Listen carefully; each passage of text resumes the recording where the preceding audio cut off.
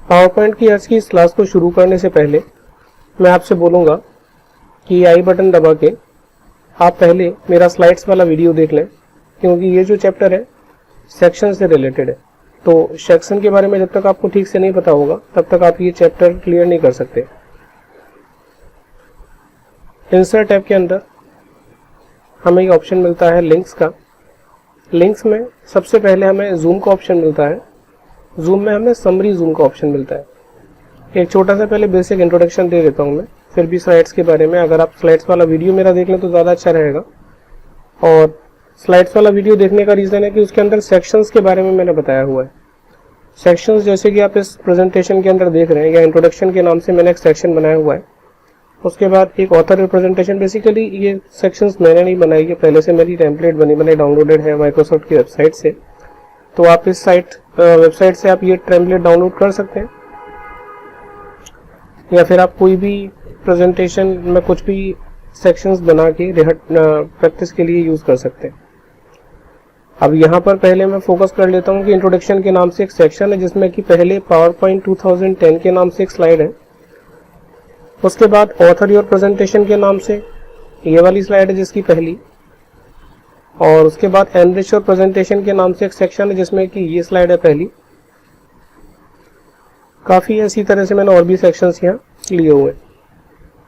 तो अगर हम क्लिक करते हैं समरी जूम पर, तो ये बेसिकली क्या करता है कि उन सेक्शंस की पहली वाली, जैसे कि ये सेक्शन है तो उसकी पहली स्लाइड इंट्रोड्यूसिंग पावर पॉइंट के नाम से थी, तो ये सेक्शन की पहली स्लाइड, फिर अगले सेक्शन की पहली स्लाइड, उसी तरह से हर सेक्शंस की पहली स्लाइड्स का इसने सिलेक्शन किया हुआ है।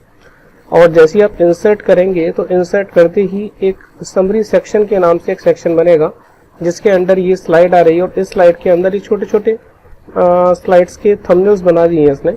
अब होगा क्या, बेसिकली अगर आप नॉर्मली प्रेजेंटेशन, जैसे इस वाली स्लाइड से मैं प्रेजेंटेशन चला रहा हूँ, शिफ्ट F5 कीबोर्ड शॉर्टकट है। अगर आप करंट स्लाइड से प्रेजेंटेशन चलाना चाहते हैं तो देखिए प्रेजेंटेशन यहाँ से शुरू होती है और 1 बाय 1 चलती चली जाती है। लेकिन अगर हम चाहते हैं कि हमें सारे सेक्शंस के बारे में भी एक स्लाइड बना दी जाए तो ये ज़्यादा अच्छा ऑप्शन है।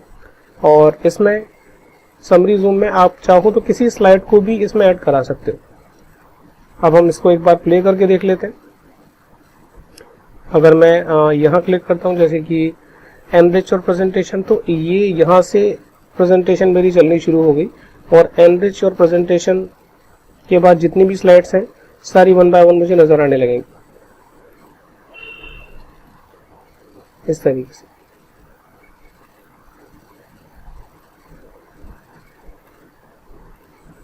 फिलहाल मैं इसके बटन दबाता हूँ, और अगर हम चाहते हैं कि स्लाइड्स के साथ इन थंबनेल्स के साथ साथ स्लाइड्स भी इसमें ले लें तो वो भी पॉसिबल है। मैं दोबारा से लेकर दिखा देता हूँ।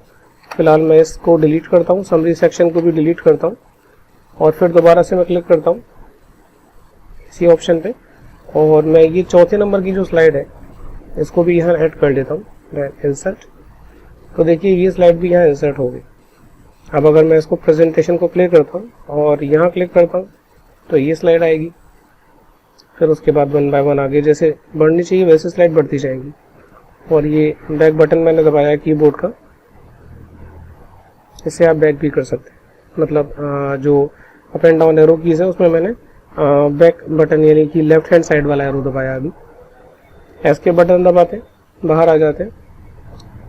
फिलहाल मैं इसको डिलीट करता हूँ दोबारा से, समरी सेक्शंस को भी डिलीट करता हूँ, और फिर मैं आ जाता हूँ सेक्शन जूम। तो सेक्शन जूम के अंदर जितने भी सेक्शंस की पहली स्लाइड है केवल वही मिलती है हमें। और समरी जूम के अंदर हमें सारी स्लाइड्स को तो सारे सेक्शंस की पहली स्लाइड्स को तो चेक बॉक्स करके रखता ही है, बाकी हमें और भी ऑप्शन मिल जाते हैं, जैसे कि मैंने अभी ये वाली स्लाइड इसके अंदर इंसर्ट करा के आपको दिखाई। बेसिकली इससे क्या है कि थोड़ा सा कंफर्टेबल हो जाता है चलाने में, हम किसी भी सेक्शन के अंदर डायरेक्टली जंप कर सकते हैं। उसके बाद ये स्लाइड जूम में क्या होगा कि कोई भी स्लाइड्स का आप इस तरीके से एक मतलब स्लाइड बना सकते हो। इसके अंदर सारी स्लाइड्स ही आती हैं, जैसे कि मैं दूसरी स्लाइड और 7वीं स्लाइड ले लेता हूँ, मैंने इंसर्ट किया तो ये दूसरी और 7वीं स्लाइड यहाँ आ गई। अब मैं इसको ऐसे रख लेता हूँ यहाँ। अब अगर देखिए प्रेजेंटेशन में चलाता हूँ और अगर मैं इस पर क्लिक करता हूँ तो सीधे इस स्लाइड की आगे वाली प्रेजेंटेशन मतलब आगे वाली स्लाइड शुरू होगी। और अगर मैं बैक बटन दबाया फिलहाल मैंने, अगर मैं ऐसे क्लिक करूँगा तो फिर इसके बाद से कंटिन्यू होगी। तो अगर आप चाहते हैं कि इसी स्लाइड में किसी और स्लाइड से सीधा कनेक्ट कर लिया जाए तो आप इनको यूज़ कर सकते हैं। तो ये समझा हमने जूम के बारे में। उसके बाद ये ऑप्शन है लिंक के बारे में। लिंक, अगर आपने मेरे पिछले वीडियोस देखे हैं एक्सेल और एमएस वर्ड के, तो लिंक्स भी आपको काफ़ी हद तक क्लियर होगा। लेकिन अगर आप केवल मेरे पावर पॉइंट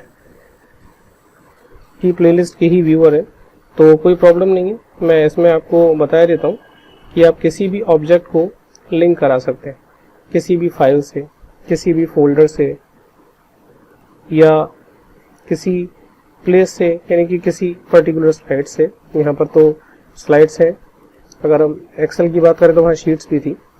अब मैं चाहता हूँ कि जब मैं क्लिक करूँ इस basically a tour of new features पे, तो ये 5 रूल्स वाली प्रेजेंटेशन चल जाएगा।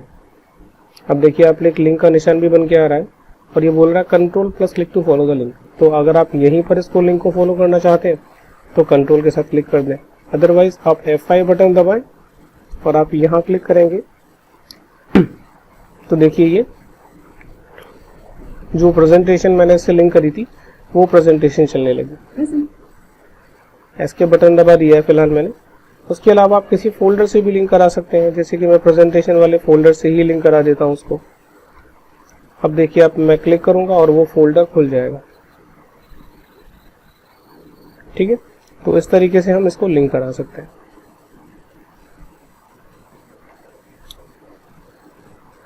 एक्शन, बेसिकली एक्शन बटन्स पर भी लगा सकते हैं और अपनी स्लाइड के अंदर से किसी ऑब्जेक्ट को भी आप as a action button use कर सकते हो।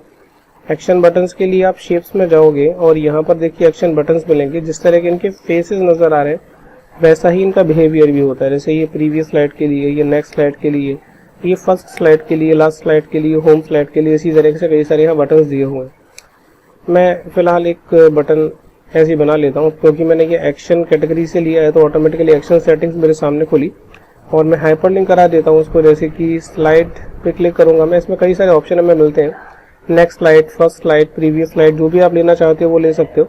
फिलहाल मैं इसके अंदर चलाता हूँ स्लाइड, तो स्लाइड पे क्लिक करते इस प्रेजेंटेशन के अंदर जितनी भी स्लाइड्स हैं सारी की सारी स्लाइड्स मेरे सामने शो हो जाएंगी और जिस स्लाइड से भी मैं लिंक करना चाहता हूँ, for example I want to link with the 4th slide, then okay करूंगा, देन ओके करूंगा। अब प्रेजेंटेशन चलाते समय अगर मैं ये बटन दबाता हूँ तो it will switch me on the 4th slide. Escape button दबा के मैंने बाहर आ गया हूँ। अब देखिए मैं इस ऑब्जेक्ट को, ये जो ब्लू कलर का है, या किसी और ऑब्जेक्ट को ले लेते हैं। ये बेसिकली सिलेक्शन में नहीं आ रहा, ये टेम्पलेट के अंदर ही, पेज के अंदर इन्होंने लगाया हुआ है। तो मैं चलिए एक शेप बना लेता हूँ। शेप में ले लेता हूँ कोई भी, जस्ट लाइक दिस आइकन।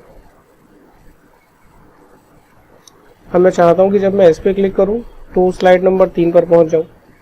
अब देखिए एक्शन सेटिंग्स नहीं खुली क्योंकि एक्शन बटन नहीं था, but no problem at all. हम क्लिक करेंगे एक्शन पे और हाइपरलिंक करा देते हैं इसको स्लाइड नंबर 3 से। ओके, उसके अलावा भी आप और भी चीज़ें कर सकते हैं, जैसे यूआरएल का मतलब अगर आप कोई वेबसाइट खोलना चाहते हैं तो वो खोल सकते हैं। अब जैसे मैं अपनी वेबसाइट लिंक कर देता हूँ उससे,